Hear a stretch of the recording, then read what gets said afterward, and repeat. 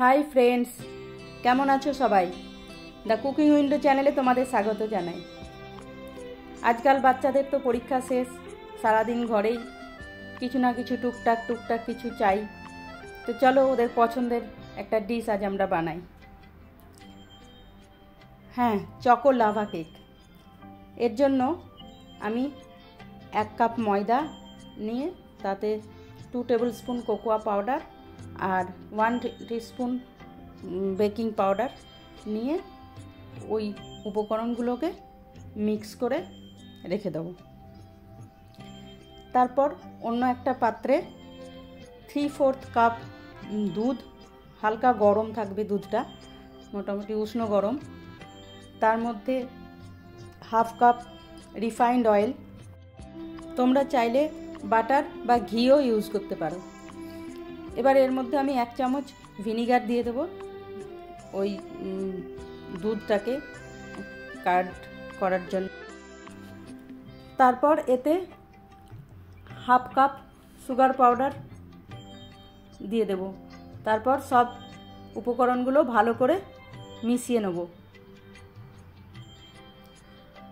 এটা ভালো করে মেশানো হয়ে গেলে এর মধ্যে ওই আগের যে মিক্সচারটা বানিয়ে রেখেছিলাম সেটাও দিয়ে দেব। দিয়ে খুব ভালো করে মাখিয়ে নেব।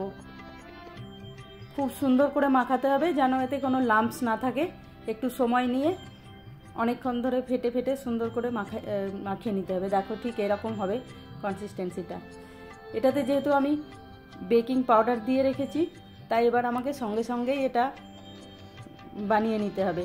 এটা কিন্তু রেখে দিলে হবে না, যখনই এটা বানাবে বেকিং পাউডারটা ঠিক বানানোর আগেই যেন দেওয়া হয়। এবার একটা আপে প্যান নিয়ে নেব, নিয়ে ওতে তেল মালিশ করে দেব। তারপর এই ঘোলটা অল্প অল্প করে দিয়ে দেব। এর ওপর একটা অল্প করে চকলেট দিয়ে দেব। আমার কাছে যেহেতু মেল্টেড চকলেট ছিল তাই আমি এটাই ইউজ করলাম। তোমরা যে কোনো ক্যাডবেরি বা ডেয়ারি মিল্কের চকলেটের টুকরো দিয়ে দিতে পারো। এরপর এই চকলেটটাকে আবার আমি ঢেকে দেব। তারপর 5 মিনিটের জন্য এটা কভার করে রেখে দেব। 5 মিনিট, আর গ্যাসটাও সিমে রাখবো। 5 মিনিট পর দেখব, একবার করে উল্টে দেব সবগুলো। আমার ওই ঘোলটার পরিমাণ একটু বেশি হয়ে গেছিলো দেওয়া, এই জন্য এটা ফুলে চারিদিকে ছড়িয়ে গেছে। আর একটু কম করে দিলে এটা আর এরকম ছড়িয়ে যেত না। যাই হোক, একবার উল্টে দিয়ে 2 মিনিট পর এটা নামিয়ে নেব।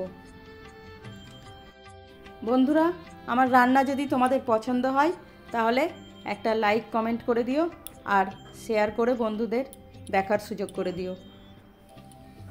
আর যারা সাবস্ক্রাইব করোনি তারা সাবস্ক্রাইব করে পাশের বেল আইকনটা প্রেস করে দিও, তাহলে আমার সব ভিডিওর নোটিফিকেশান তোমাদের কাছে পৌঁছে যাবে।